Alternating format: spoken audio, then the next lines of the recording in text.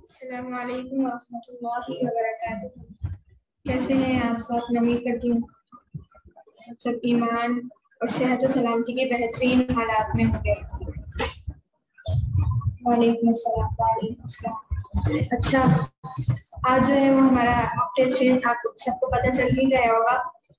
और जो कुछ हमने पढ़ा है उससे मुताल्लिक सवालात, इसमें 25 सवालात शामिल किए गए हैं जो कुछ हमने पढ़ा उसमें से, ठीक है। और 4 मार्क्स का एक सवाल है, यानी टोटल 100 मार्क्स का आपका एक सवाल, टोटल जो है ये टेस्ट 100 मार्क्स पर मुश्तमिल है। और टेस्ट का तरीक़ाकार वो ये है कि आप भले कमेंट सेक्शन में आंसर भेजें, लेकिन उसके अलावा जिसको नताइज में शामिल होना है, पार्टिसिपेशन करना है, यानी हम इसका रिजल्ट भी बनाएंगे, तो उसके लिए आपको ये तरीक़ाकार इख्तियार करना होगा कि एक सफ़े पे इसके तमाम आंसर, क्वेश्चन लिखना है, क्वेश्चन नंबर लिखना है, उसके सामने आगे ऑप्शन लिखना है, और ऑप्शन जो आपको सही लगे उसका ऑप्शन लिखना है। जैसे अगर सी सही है, क्वेश्चन नंबर 1 है, उसके साथ सी ऑप्शन सही है अगर, तो उसके आगे सी लिखना है और जो ऑप्शन है वो लिख देना है, ठीक है। 1 मिनट का आपको वक्फा दिया जाएगा सवाल करने के बाद, तो उस 1 मिनट में आपको सवाल हल करना होगा।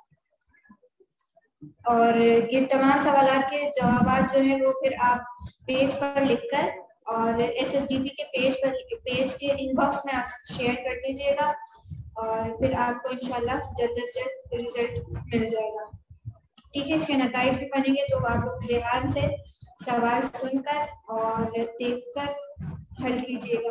अल्लाह ताला आप सबका हामी नासिर हो। शुरू करते हैं आज। बिस्मिल्लाहिर्रहमानिर्रहीम। रब्बी यस्सिर वला तुअस्सिर वतम्मिम बिल खैर आमीन या रब्बल आलमीन।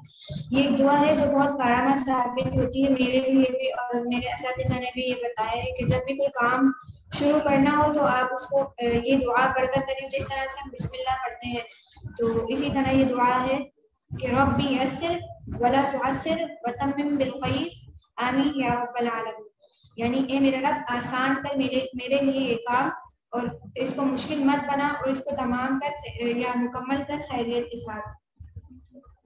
जी, यहाँ पे शेयर नहीं करना, आपको इनबॉक्स में शेयर करना है आखिर में। यहाँ पे आप भले करें पार्टिसिपेट, लेकिन नताइज के लिए आपको फिर जो है इनबॉक्स में शेयर करना होगा पेज पर लिखकर, ठीक है। बिस्मिल्लाहिर्रहमानिर्रहीम। सबसे पहला सवाल है वो ये है, इस्लाम के कितने अरकान हैं?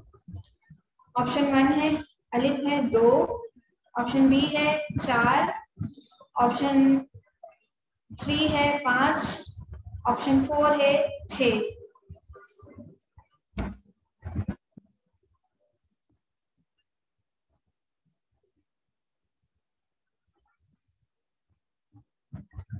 सवाल है इस्लाम के कितने अरकान हैं? 2, 4, 5 या 6। सवाल नंबर 1 लिखें और उसके साथ जी ऑप्शन लिखें अगर सही है तो, जिस तरह से आ रहे ऑप्शन। अगर दाल सही है तो उसके आगे दाल लिखें, अगर अलिफ सही है तो अलिफ लिखें, इस तरह से लिखते हैं आंसर, इस तरह से देना है।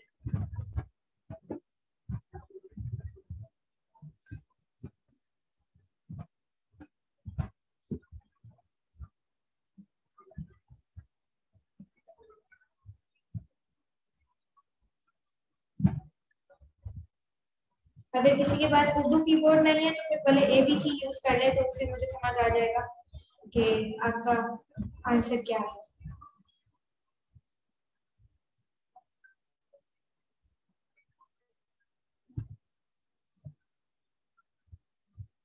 माशाल्लाह रिस्पॉन्स अच्छा आ रहा है।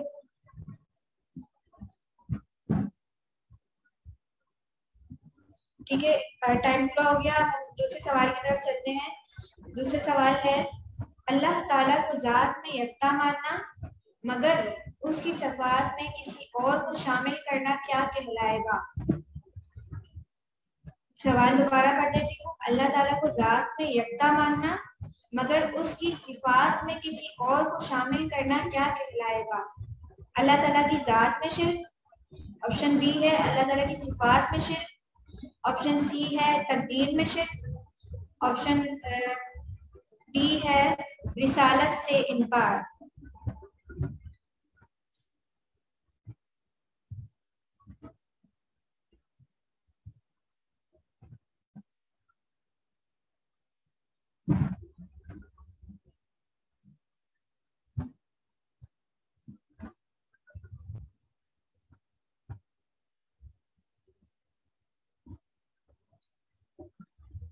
दोबारा सवाल रिपीट कर रही हूँ। अल्लाह ताला को जात में यकता मानना मगर उसकी सिफात में किसी और को शामिल करना क्या कहलाएगा? ऑप्शन ए है अल्लाह ताला की जात में शिर्क, ऑप्शन बी है अल्लाह की सिफात में शिर्क, ऑप्शन सी है तकदीर में शिर्क और ऑप्शन डी है रिसालत से इनकार। आगे सवाल नंबर भी साथ लिखिए कि सवाल नंबर 2 है और आगे फिर गैप देके स्पेस देके जो ऑप्शन है वो लिखें ताकि मुझे पता चलता रहे कि कौन से सवाल का जवाब है। दरमियान में दूसरे जवाब भी आ रहे हैं इसलिए।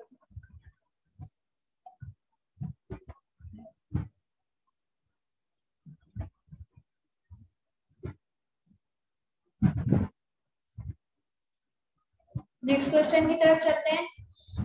नेक्स्ट क्वेश्चन है, रसूल किस वजह से खास होता है? रसूल किस वजह से खास होता है? हमने पढ़ा था ना नबी और रसूल में क्या फर्क होता है, तो रसूल का क्या खास किस खास वजह से होता है? तो उसमें ऑप्शन है, अलिफ है उन पर वही आती है, ऑप्शन बी है अल्लाह ताला से कलाम करते हैं वो, या ऑप्शन सी है नई किताब और नई शरीयत की वजह से वो खास होते हैं, या ऑप्शन डी है वो हमेशा दुनिया में रहते हैं।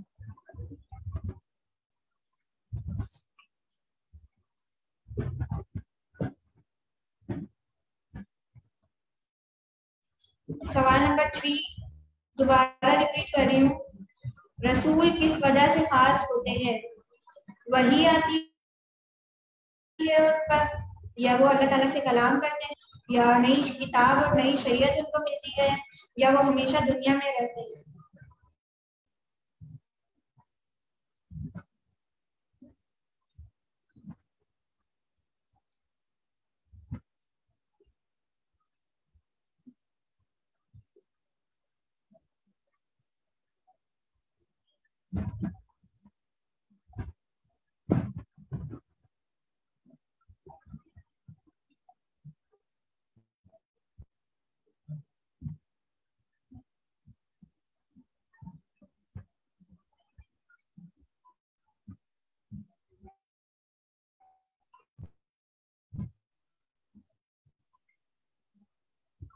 नेक्स्ट क्वेश्चन है क्वेश्चन नंबर 4।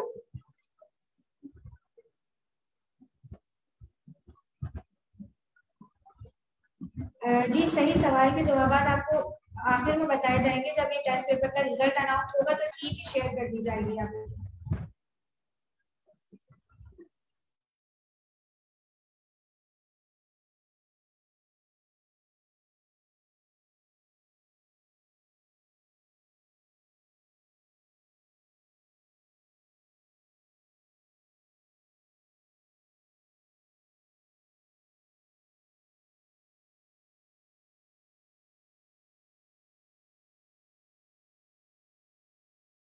किए गए ये वाला सवाल नेक्स्ट क्वेश्चन किया है और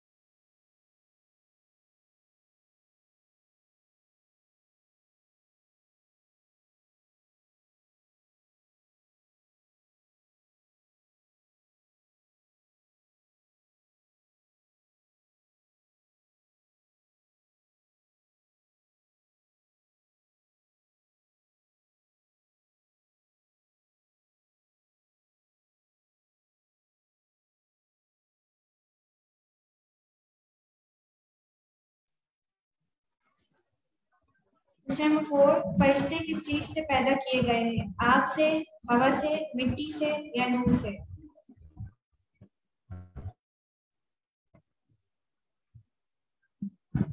ठीक है, इसका टाइम खत्म हो गया। अब नेक्स्ट क्वेश्चन है क्वेश्चन नंबर 5। क्वेश्चन नंबर 5 है, आसमानी किताब तौरात किस नबी पर नाजिल की गई? आसमानी किताब तौरात किस नबी पर नाजिल की गई? ऑप्शन अलिफ हजरत ईसा अलैहिस्सलाम पर, ऑप्शन बे हजरत मूसा अलैहिस्सलाम पर, ऑप्शन जीम हजरत दाऊद अलैहिस्सलाम पर, ऑप्शन दाल हजरत इब्राहिम अलैहिस्सलाम पर।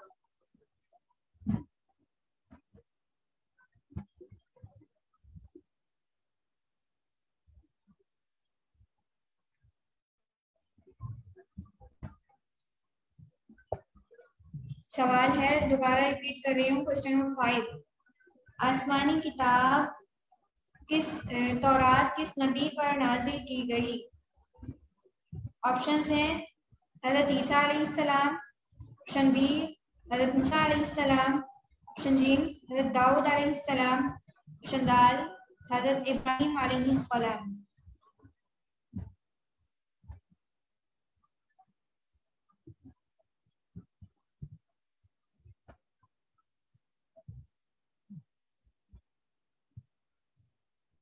ठीक है, नेक्स्ट क्वेश्चन की तरफ चलते हैं, इसका टाइम खत्म हो गया। सवाल नंबर 6 है, ईसाई किस पर अकीदा रखते हैं? ईसाई किस पर अकीदा रखते हैं? ऑप्शन है, ऑप्शन अलिफ अकीदा तौहीद, ऑप्शन बे अकीदा वहदतुल वजूद, ऑप्शन जीम अकीदा तस्लीस, ऑप्शन दाल अकीदा खत्म नबुव्वत।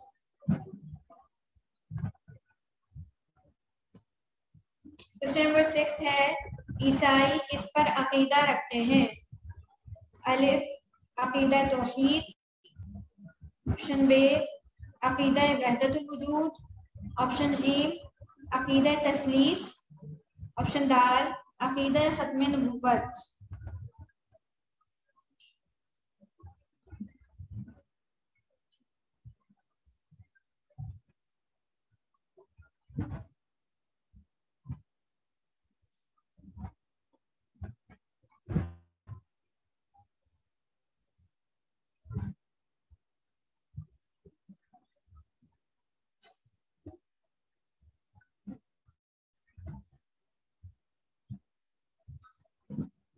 सही, माशाल्लाह माशाल्लाह, रिस्पॉन्स अच्छा आया है आप लोगों का।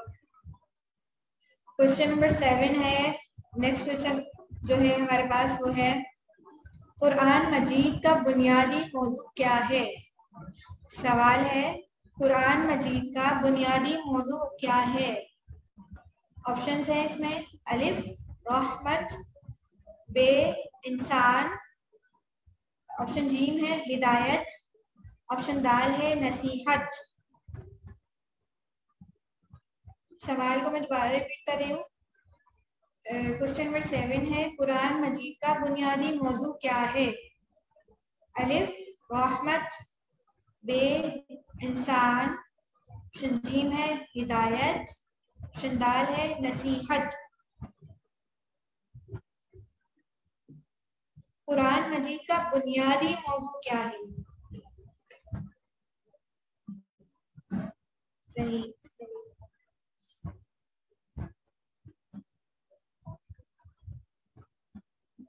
इसमें मिक्सअप सवाल आ रही है, थोड़ा कंफ्यूज कर रहा है आप लोगों को सवाल। सही, ऑप्शन मैंने ऐसे ही डाले ताकि आप लोग थोड़ा सा कंफ्यूज भी तो हो ना। आसान आसान सवाल दे देती मैं तो फिर तो ये बच्चों वाला हो जाता।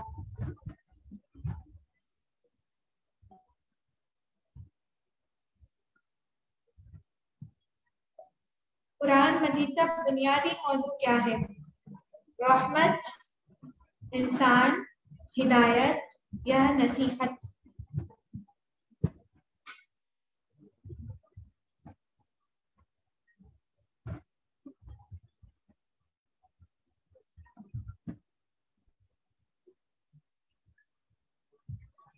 नेक्स्ट क्वेश्चन है,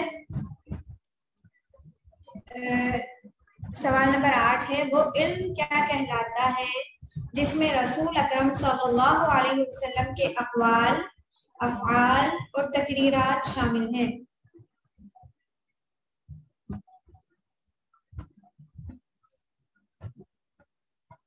वो इल्म क्या कहलाता है जिसमें रसूल अकरम सल्लल्लाहु अलैहि वसल्लम के अक़वाल, अफ़आल और तकरीरात शामिल हैं। ऑप्शंस हैं, ऑप्शन ए है इल्म हदीस, ऑप्शन बी है सीरतुन नबी सल्लल्लाहु अलैहि वसल्लम, ऑप्शन जी है इल्मुल कुरान, ऑप्शन डी है अलिफ और बे, यानी ऑप्शन अलिफ और बे दोनों शामिल है इसमें। और तीनों में से आप लोग सिलेक्ट करें कि वो इल्म क्या कहलाता है जिसमें रसूल अकरम सल्लल्लाहु अलैहि वसल्लम के अक़वाल, अफ़आल और तकरीरात शामिल हैं।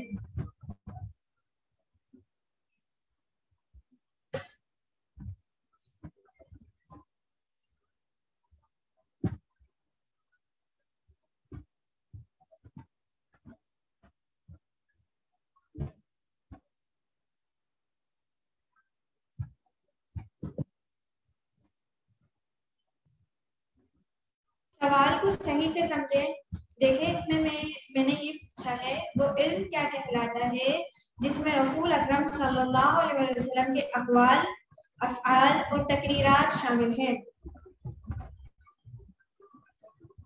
इल्म हदीस, सीरतुन नबी, इल्मुल कुरान और दोनों अलिफ या बे, अलिफ और बे दोनों। कंफ्यूज हो रहे हैं आप लोग, सवाल को सही से समझें।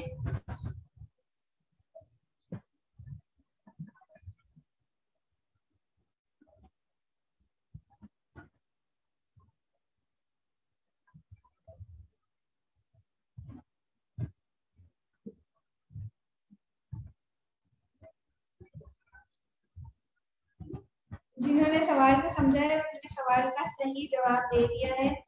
बाकी मोस्टली आंसर जो है थोड़ा सा आप लोग कंफ्यूज हो गए हैं तो गलत आए हैं इस सवाल के जवाब। चले इसे फिर बाद में वजाहत करेंगे कि इसका आंसर क्या था। कुछ सवाल की जवाब इसके जवाब मुझे सही भी मिले हैं, तो जिनके सही है उन्होंने बिल्कुल परफेक्ट जवाब दिया है। तो आप लोग सवाल को एक बार और देख लें, मैं थोड़ा सा वक्त और दे देती हूँ।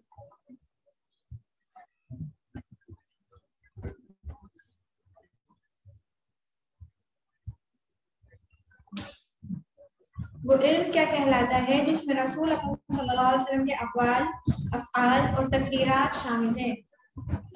इल्म हदीस, सीरतुन नबी, इल्मुल कुरान, बोथ ए एंड बी।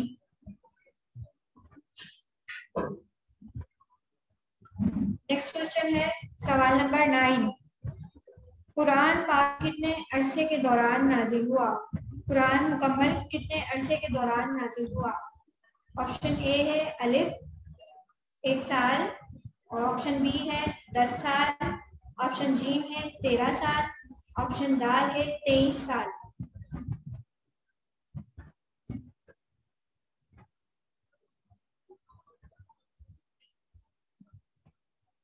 इसका सबका जवाब सही आएगा 100%। क्वेश्चन नंबर 9 है कुरान मजीद कितने अरसे में नाजिल हुआ?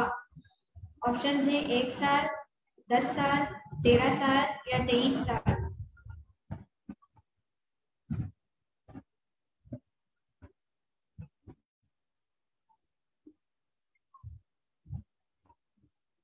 माशाल्लाह माशाल्लाह, ये तो बुनियादी चीजें हैं, ये सबको मालूम होगी। थोड़ा सा मैंने दरम्यान में कंफ्यूजिंग क्वेश्चन डाले हैं, तो इससे पता चल जाएगा कि आप लोग कितने पानी में और किस किस ने क्या क्या सीखा, ये भी पता चल जाएगा।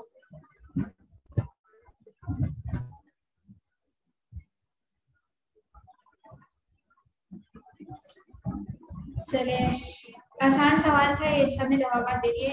आगे चलते हैं। क्वेश्चन नंबर 10 है सही बुखारी, यानी जो हमारी मुसन्नद किताब है हदीस की, सही बुखारी के मुसन्निफ इमाम बुखारी का असल नाम क्या था? इमाम बुखारी तो उनको आमतौर पर कहते हैं, लेकिन उनका असल नाम क्या था? ऑप्शन हैं इसमें अलिफ मोहम्मद बिन अब्दुल्लाह, ऑप्शन बी है मोहम्मद बिन इब्ने सीरीन, ऑप्शन जी है मोहम्मद बिन अबी तलहा, ऑप्शन दाल है मोहम्मद बिन इस्माइल।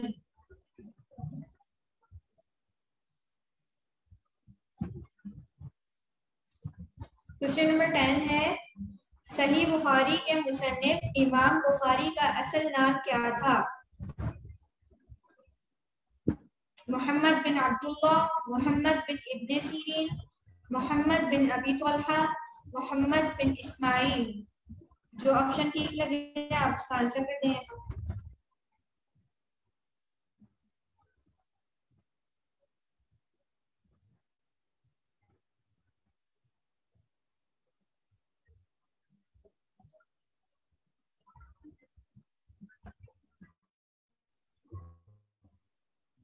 15 क्वेश्चंस रह गए, बस 10 हो गए।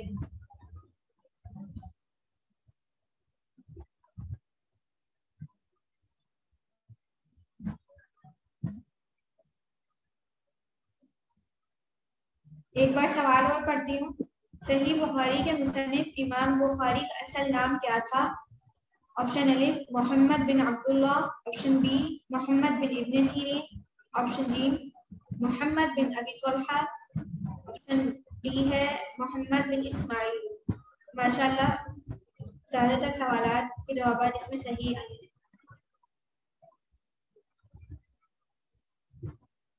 चलिए नेक्स्ट क्वेश्चन है क्वेश्चन नंबर 11।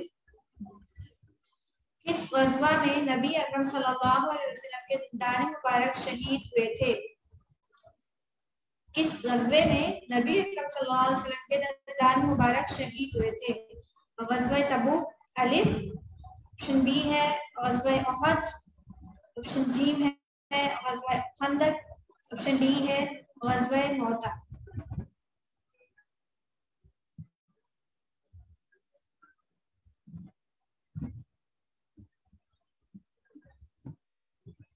क्वेश्चन नंबर 11 है किस गज़वा में नबी अकरम सल्लल्लाहु अलैहि वसल्लम के दंदान मुबारक शहीद हुए थे?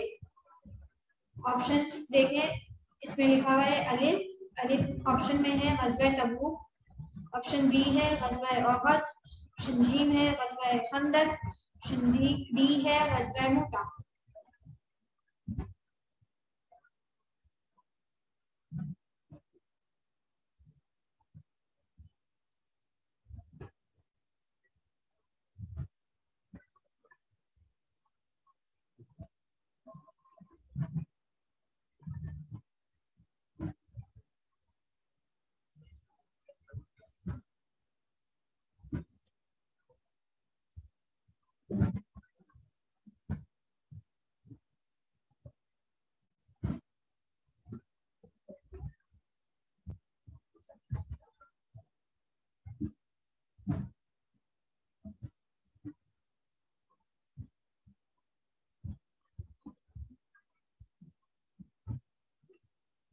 नेक्स्ट क्वेश्चन है, टेस्ट आसान है या मुश्किल है? बताएं आप लोग कमेंट सेक्शन में, फिर नेक्स्ट पे हम इंशाल्लाह आगे क्वेश्चन करते हैं। मजा आ रहा है टेस्ट में? दिलचस्प लगा? कैसा लगा? मुश्किल लगा? आसान लगा?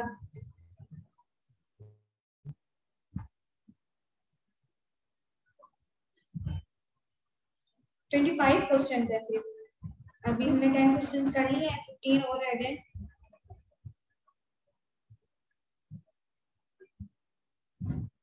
सही है, आसान है। अब नेक्स्ट पे चलते हैं। क्वेश्चन नंबर 12 है हजरत खदीजा रज़ियल्लाहु ताला अन्हा ने जिस गुलाम को नबी अकरम सल्लल्लाहु अलैहि वसल्लम के साथ भेजा था उसका नाम क्या था? अलिफ अम्मार, बे फहीरा, जीम जुंदुब, दाल मैसरा।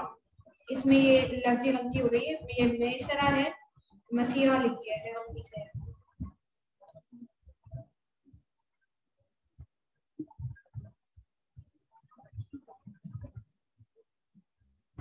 सवाल नंबर 12 है हजरत खदीजा ने जिस गुलाम को नबी अकरम सल्लल्लाहु अलैहि वसल्लम के साथ भेजा था उनका नाम क्या था? अम्मार, फहीरा, जुंदुब या मैसरा?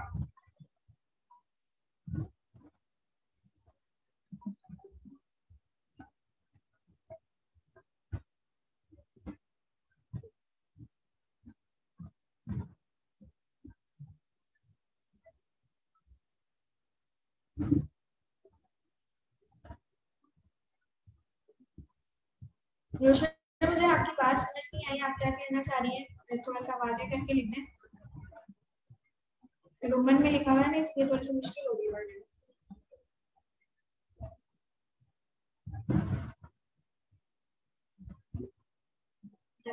आई डोंट नो कहना भी एक बहुत बड़ा इल्म है, आपको पता है राफिया? आई डोंट नो कहना भी एक बहुत बड़ा इल्म है। गुड। हज़रत खदीजा ने जिस गुलाम को नबी अकरम सल्लल्लाहु अलैहि वसल्लम के साथ भेजा था उसका नाम क्या था? अम्मार, फहीरा, जुंदुब या मैसरा?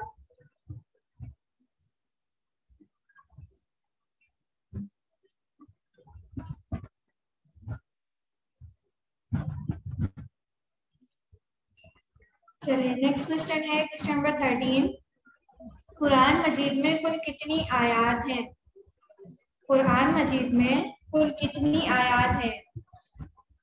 अलिफ 6236, यानी 6236, पे 6820, जीम 6000 और दाल है 6349।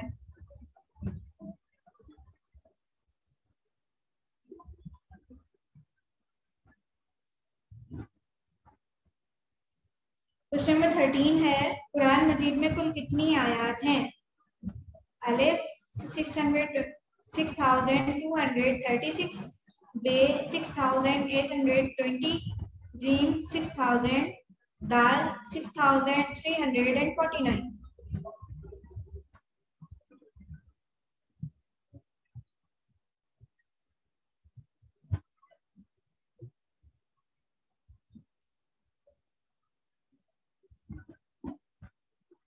पिछली बार इस सवाल का जवाब सबने गलत दिया था, मैंने इस बार वो ऑप्शन ही नहीं रखा जिस जो गलत होता है और सब समझते हैं कि ये सही है। तो माशाल्लाह। नहीं नहीं नहीं, देखिए 6666 जो है ये आंसर गलत है, ठीक है। इस वजह से मैंने वो ऑप्शन रखा ही नहीं। पिछली बार मैंने वो ऑप्शन रखा था तो सबने उस पर टिक किया था, जो सही वाला ऑप्शन था उस पर टिक नहीं किया था।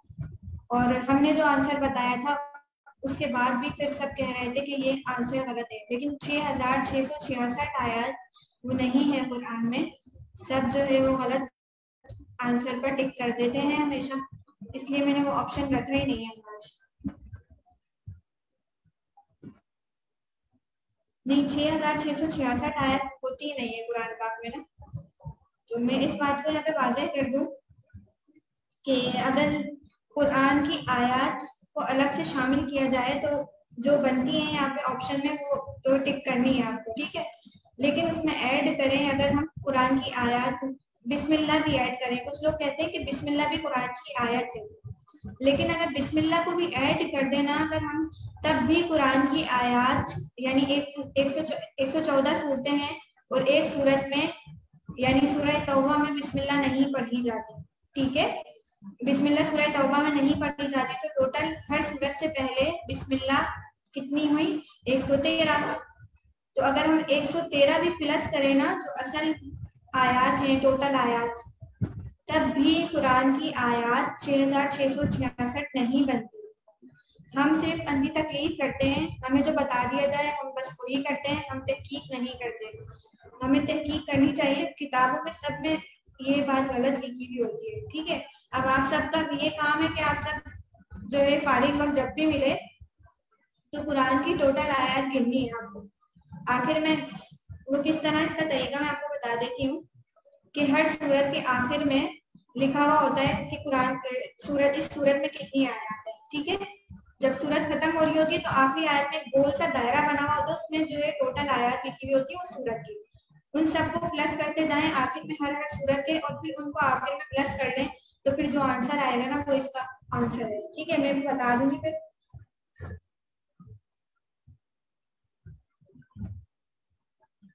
जी, आपने 16 साल स्टडी में यही पढ़ा है, तो ये अब तक गलत पढ़ा है आपने 6666। अब आपका काम ये है कि आपने अंतिम तकलीफ पर नहीं चलना, आपने जाकर तहकीक करनी है, कि खुद से तहकीक करनी है। जब तक आप खुद से तहकीक नहीं करेंगे ना तो आपको पता नहीं चलेगा और आप इस बात पर यकीन नहीं करेंगे। फिर जब आप खुद से तहकीक कर लेंगे ना तो आपको इसका अंदाजा हो जाएगा कि दरअसल हम जो है अंतिम तकलीफ कितनी करते हैं। फिर आप हर चीज पर यकीन नहीं करेंगे जब तक आप उसको खुद से देख न लें, यानी अब फिर तहकीकी उसलूब अपनाएंगे। हाँ, अच्छी बात है, तहकीक का अंदाज होना चाहिए। अब नेक्स्ट पे चलते हैं, इसमें हमें बहुत देर लगा दी है। नबूवत के 10वें साल आप सल्लल्लाहु अलैहि वसल्लम ने आमुल हुस्न का साल करार दिया। ठीक है, नबूवत का जो 10वां साल था वो उसको आप सल्लल्लाहु अलैहि वसल्लम ने आमुल हुस्न कहा है। तो इस आमुल हुस्न लफ्ज के माना क्या है? क्वेश्चन नंबर 13 के मैं ऑप्शन बता देती हूँ। इसके ऑप्शन में एक है ईद का दिन, बी है पहली वही का दिन, जीम है गम का साल, ऑप्शन दाल है बेटे अब्दुल कासिम की वफात का दिन।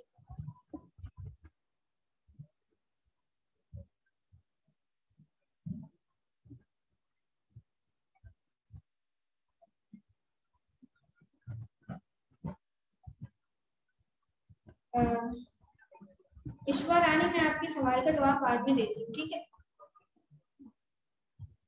आखिर में याद दिला दीजिएगा मुझे, आखिर में मैं इसका सवाल का जवाब आपको दे दूंगी।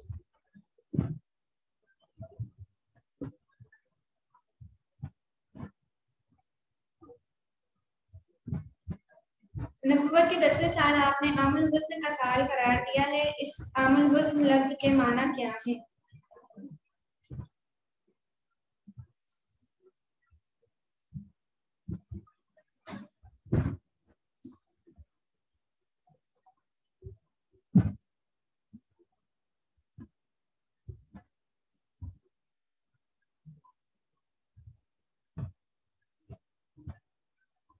नेक्स्ट क्वेश्चन है क्वेश्चन नंबर 15। गज़वा बदर हिजरत के कौन से साल हुई? गज़वा बदर हिजरत के कौन से साल हुई? पहले साल, दूसरे साल, तीसरे साल या 8वें साल? गज़वा बदर हिजरत के कौन से साल हुई? पहले साल, दूसरे साल, तीसरे साल या 8वें साल?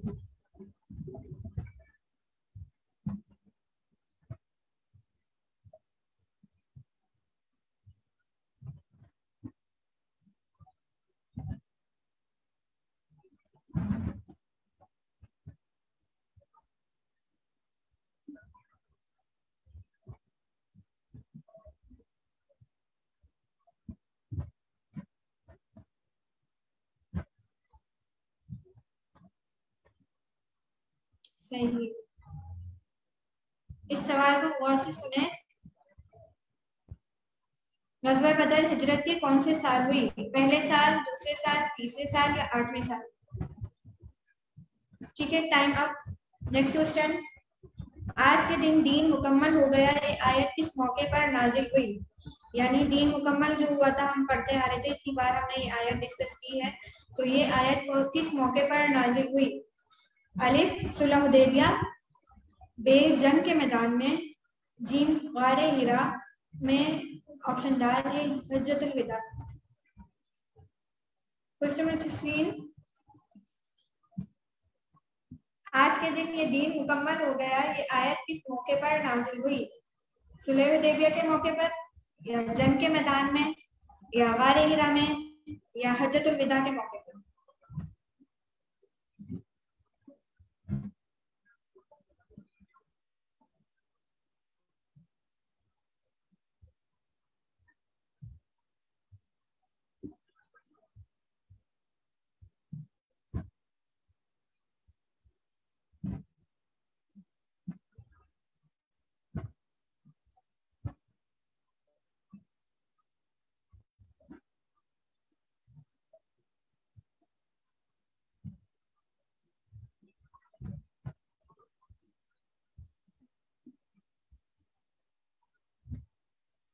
नेक्स्ट क्वेश्चन है, अमीनुल उम्मत किस सहाबी का लक़ब है? अमीनुल उम्मत किस सहाबी का लक़ब है? हज़रत अबू बकर सिद्दीक रज़ियल्लाहु ताला अन्हु, हज़रत अम्मार बिन यासिर, हज़रत अबू ज़र गफ़ारी, हज़रत अबू उबैदा आमिर इब्नुल जर्राह रज़ियल्लाहु ताला अन्हु। इन चारों में से कौन से हैं? क्वेश्चन नंबर 17 है, अमीनुल उम्मत किस सहाबी का लक़ब है? हज़रत अबू बकर, हज़रत अम्मार बिन यासिर, हज़रत अबू बकर अबू ज़र गफ़ारी या हज़रत अबू उबैदा आमिर इब्नुल जर्राह रज़ियल्लाहु ताला अन्हु।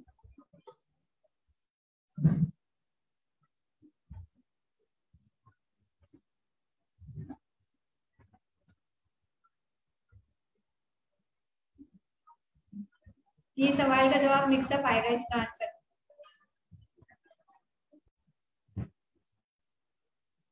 जिसे कंफर्म होगा वो फिर कंफर्म जवाब देगा, जो कंफ्यूज होगा थोड़ा थोड़ा तो फिर यहाँ वहां दर बदर होगा। थोड़ा सही, कुछ आंसर ज्यादातर सही आ भी रहे हैं, कुछ नहीं भी आ रहे। हज़रत अमीनुल उम्मत की सहाबी का लक़ब है? हज़रत बकर, हज़रत अम्मार बिन यासिर, हज़रत अबू ज़र गफ़ारी या हज़रत अबू उबैदा आमिर इब्नुल जर्राह। ठीक है, नेक्स्ट क्वेश्चन 18 है, सवाल नंबर 18, हज़रत अली करमुल्लाह वजह रसूलुल्लाह सल्लल्लाहु अलैहि वसल्लम के दामाद थे, यानी हज़रत फातिमा से उनका निकाह हुआ था तो वो उनके दामाद थे। इसके अलावा उनका आपस में क्या रिश्ता था? अलिफ फुफ्फात चचाजाद भाई थे या मामूजाद भाई थे या खालाजाद भाई थे। क्वेश्चन नंबर 18 है, हज़रत अली रज़ियल्लाहु ताला अन्हु रसूलुल्लाह सल्लल्लाहु अलैहि वसल्लम के दामाद थे। इसके अलावा उनका आपस में क्या रिश्ता था? फुफ्फीजाद भाई थे, चचाजाद भाई थे, मामूजाद भाई थे या खालाजाद भाई थे।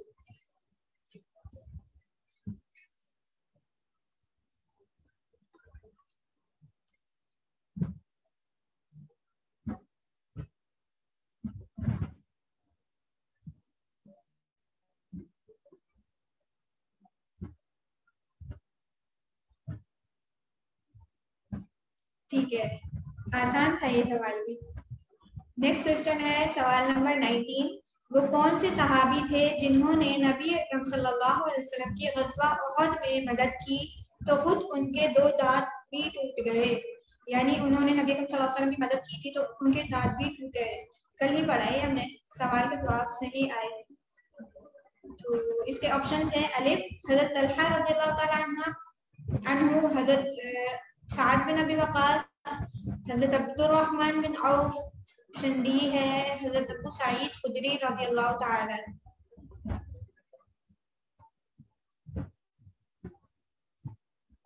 क्वेश्चन नंबर 19 है, वो कौन से सहाबी थे जिन्होंने नबी अकरम सल्लल्लाहु अलैहि वसल्लम की ग़ज़वा उहद में मदद की, यानी उनकी कड़ियां निकाली थी तो खुद उनके दांत भी टूट गए थे? हज़रत तलहा, हज़रत साद बिन Abi Waqqas, Hazrat Abdurrahman bin of, हज़रत अबू सईद खुदरी रज़ियल्लाहु ताला अन्हुम। इन चारों में से कौन से सहाबी थे?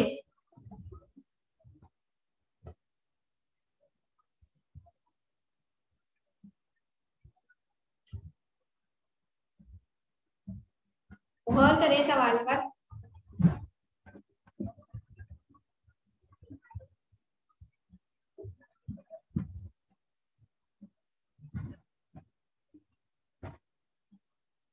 बहुत कम सही जवाब आया इस सवाल। चलिए नेक्स्ट क्वेश्चन है,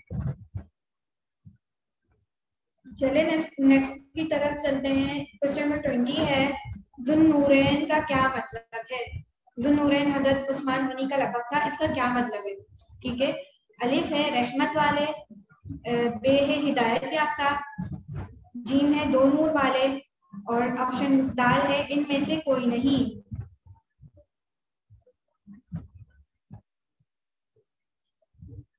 जुन्नूरैन का क्या मतलब है? लफ्ज को अगर गौर से देखें तो उसी में आंसर है।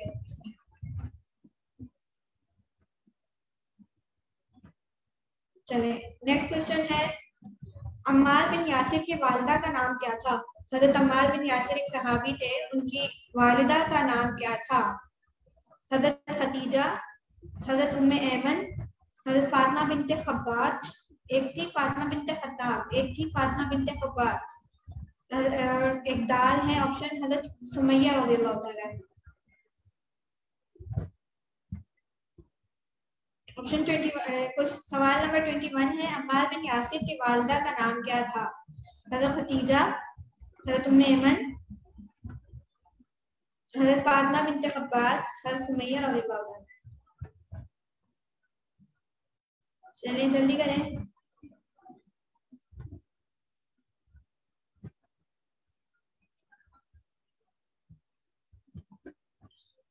क्वेश्चन नंबर 22 है, हिजरी सन के कैलेंडर को किसके दौरे खिलाफत में राइज किया गया? या हिजरी सन के कैलेंडर की इब्तिदा किसके दौरे खिलाफत में हुई?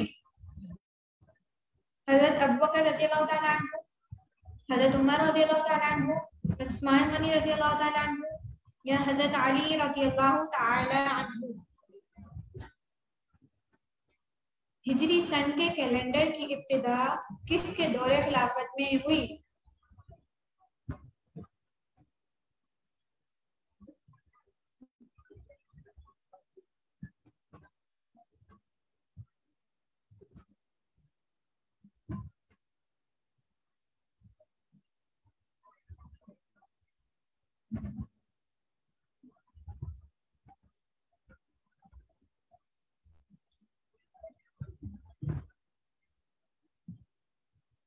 कुछ लोग कंफ्यूज हैं, ज्यादातर सवाल का जवाब सही दे रहे हैं। सही, माशाल्लाह। नेक्स्ट क्वेश्चन की तरफ चलते हैं। क्वेश्चन नंबर 23 है, जो शख्स दौरे जाहिलियत में बुराइयों से दूर रहा, यानी अरब के दौरे जाहिलियत में बुराइयों से दूर रहा, अल्लाह ताला को एक माना और हक की तलाश में रहा, उसे कहा गया कि ये शख्स इब्राहिम अलैहिस्सलाम के दीन पर है। यानी इस दीन को कुरान में क्या कहा गया है? हज़रत इब्राहिम अलैहिस्सलाम के दीन को कुरान में क्या कहा गया है? ईसाइयत, यहूदियत, दीन इब्राहिमी या मजूसियत?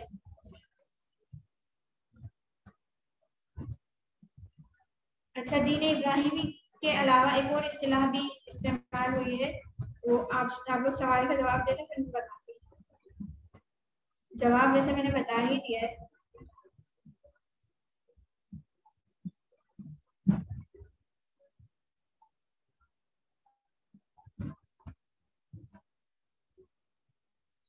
जो शख्स दौरे जाहिलियत में बुराइयों से दूर रहा, अल्लाह ताला को एक माना और हक की तलाश में रहा, उसे कहा गया कि ये शख्स इब्राहिम अलैहिस्सलाम के दीन पर है। यानी इस दीन को कुरान में क्या कहा गया है?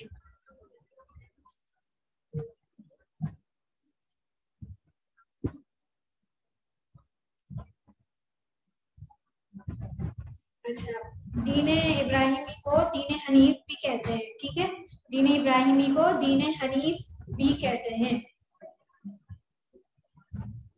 क्वेश्चन नंबर 24 है, बनी इसराइल के तमाम नबी हजरत इब्राहिम अलैहिस्सलाम के बेटे हजरत इसहाक अलैहिस्सलाम की औलाद में से है। यानी बनी इसराइल के जितने भी नबी आए हैं वो हजरत इब्राहिम अलैहिस्सलाम के बेटे हजरत इसहाक अलैहिस्सलाम की औलाद में से। तो हमारे जो नबी हैं खातमुन नबीयीन हजरत मोहम्मद मुस्तफा सल्लल्लाहु अलैहि वसल्लम, वो किस पैगंबर की औलाद में से हैं? यानी हजरत इब्राहिम अलैहिस्सलाम के कौन से बेटे की औलाद में से हैं? इस्माइल अलैहिस्सलाम, याकूब अलैहिस्सलाम, इसहाक अलैहिस्सलाम या हजरत यूसुफ अलैहिस्सलाम?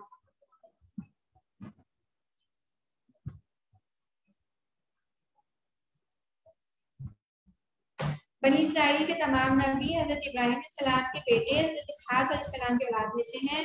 तो खातुन नबीयीन किस पैगंबर की औलाद में से हैं?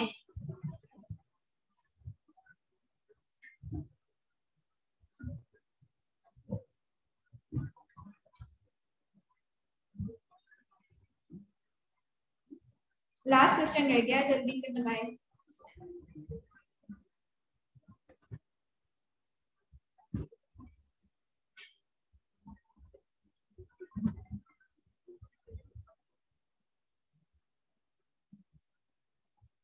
आप सब लोग पेज पर भी लिख रहे हैं ना, इनबॉक्स कीजिएगा आप लोग पेज के इनबॉक्स में, ठीक है? सफ़े पर लिखकर इसके तमाम आंसर्स जिसको पार्टिसिपेट करना है नताइज के लिए, तो फिर वो इनबॉक्स में सेंड करेंगे अपने सवाल के जवाब सफ़े पर लिखकर, जिस तरह से यहाँ पे सेंड कर रहे हैं ना। ये क्वेश्चन नंबर 1 का जवाब है अलिफ बे जीम दाल, जो भी जी जी सही है। इनबॉक्स कर देने हैं आप सबको लास्ट में। नेक्स्ट क्वेश्चन है 25, आखिरी सवाल है। गज़वा अहज़ाब में खंदक किस सहाबी के मशवरे से खोदी गई? इस सवाल का सब सही जवाब देंगे, मुझे यकीन है। गज़वा अहज़ाब में खंदक किस सहाबी के मशवरे से खोदी गई? हज़रत अबू बकर के मशवरे से, या हज़रत सलमान फारसी के मशवरे से, या हज़रत साद बिन अबी वक़ास के मशवरे से, या हज़रत उमर रज़ियल्लाहु तआला अन्हु के मशवरे से?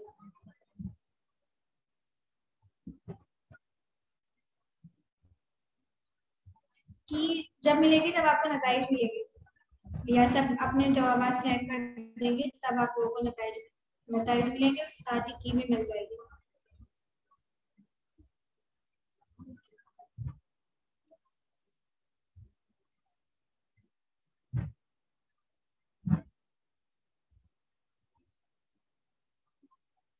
चलिए, जब तक सवाल में एक सवाल आया था दरम्यान में उसका जवाब दे देती हूँ।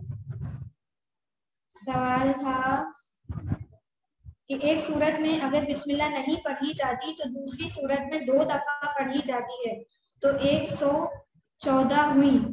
जी, मैं यही बात कर रही थी कि सूरह नमल में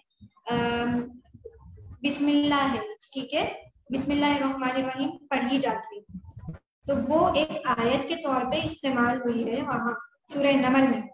तो कुछ मुफस्सिरीन का कहना ये है कि बिस्मिल्लाह जो है वो बाकायदा एक आयत है, ठीक है, बिस्मिल्लाह जो है वो बाकायदा एक आयत है। तो 113 जो सूरतें हैं जिनमें बिस्मिल्लाह अलग से पढ़ी जाती है, वो तो वहां पे काउंट हो गई, सूरह नमल में वो तो काउंट होगी, एक वो अलग से काउंट हो रही है, तभी तो वो आयत आखिर में बताते हैं ना कि सूरह नमल की इतनी आयत है, कुरान में लिखी होती है ना, काउंट हो रही होती है वो साथ में, अलग से उसको काउंट नहीं किया जाता, वो सूरह नमल में काउंट हो रही होती है।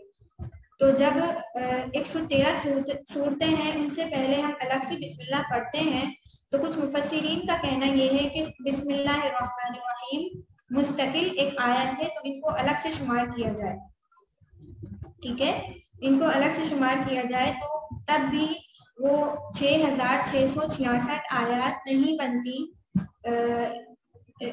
कम बनती है, ठीक है। मैं एक बार दिखाती हूँ आपको, एक वाला सवाल था, वो बनेंगी 6349 कुरान की। अगर बिस्मिल्लाह ऐड करें ना 113 मरतबा, सूरह नमल वाली तो ऐड हो गई, वो उसमें जो असल आयत है टोटल तादाद है, लेकिन अगर हम 113 मरतबा बिस्मिल्लाह ऐड करते हैं तो 6349 बनेगी आयत, 6666 तब भी नहीं बनी। आप सब लोग गिनिएगा, देखिएगा, मजा आएगा आप सबको एक्टिविटी करते हुए। एक्टिविटी है, ये होमवर्क दे मैं आपको इसे समझ लें।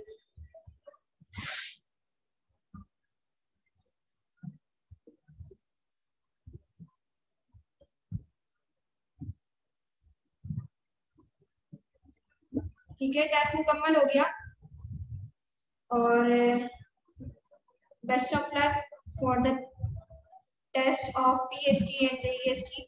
अल्लाह ताला आप सबको कामयाब करे, मेरी दुआ आप सबके साथ है, आप सब भी मुझे दुआओं में याद रखिएगा।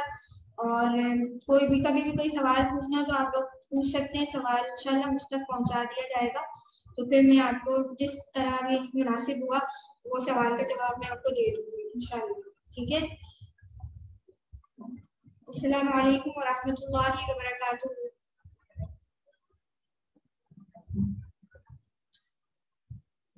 नमाज में 2 सजदे क्यों हैं? नमाज में 2 सजदे नहीं, 2 सजदे क्यों हैं? ये हर चीज की हिकमत अल्लाह ताला जानते हैं ना। तो नमाज में 2 सजदे तो नहीं है, रकात में 2 सजदे हैं। नमाज में तो हर रकात में 2 सजदे अगर काउंट करें तो फिर वो ज्यादा बनते हैं, ठीक है। टोटल जो सजदे हैं रकात में 2 है, उसकी हिकमत फिर अल्लाह ताला ही बेहतर जानते हैं। हर सवाल का जवाब जैसे जो अल्लाह ताला ने रखा है उसके पीछे बहुत बड़ी हिकमतें होती हैं। तो इस वजह से जो है अल्लाह ताला कुछ बातों की हिकमत बयान करते हैं, कुछ बातों की हिकमत बयान नहीं करते। अल्लाह ताला ने 2 सजदे इसलिए रखे, एक तो ये हिकमत बताई जाती है कि जो शैतान ने इनकार किया था तो फरिश्तों से एक सजदा करवाया था, तो शैतान ने इनकार किया था कि मैं सजदा नहीं करूंगा क्योंकि ये मुझसे हकीर समझा ना उन्होंने आदम अलैहिस्सलाम को कि ये तो मिट्टी से बनाए गए हैं और मैं आग से बनाया। तो अल्लाह ताला ने हम सबको हुक्म दिया कि हम 2 सजदे करें। एक तो ये हिकमत बताई जाती है कि शैतान का बायकॉट करने के लिए, शैतान को और मजीद हसद जलन में कुढ़ने के लिए अल्लाह ताला ने हमें ये हुक्म दिया कि अब एक नहीं 2 सजदे किए जाए। तो ये एक तो ये वजह बयान की जाती है। उसके अलावा बहुत सारी हिकमतें हो सकती हैं, वो अल्लाह ताला ही बेहतर जानते हैं। ठीक है, मेरी बात समझ आ गई होगी।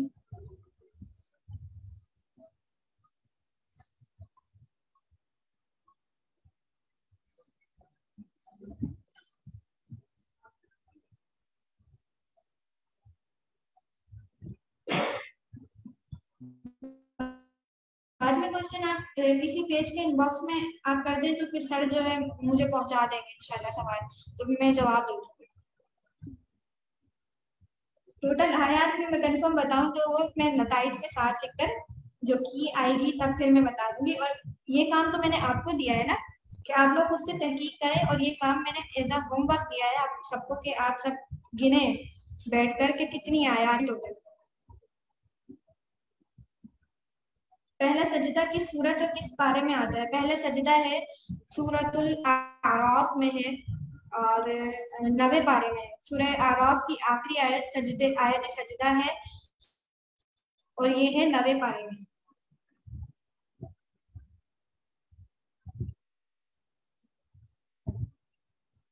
टोटल सूरतें 114 है, 114।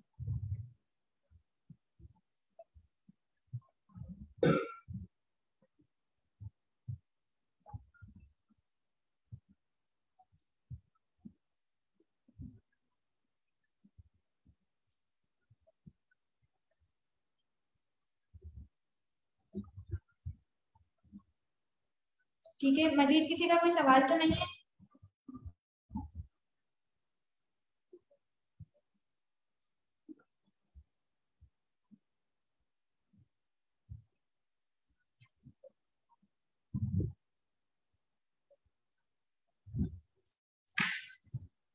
ठीक है, best of luck for the test. अस्सलाम वालेकुम व रहमतुल्लाहि व बरकातुहू। दुआ में याद रखिएगा सब लोग। जज़ाकुमुल्लाहु खैरन कसीरा।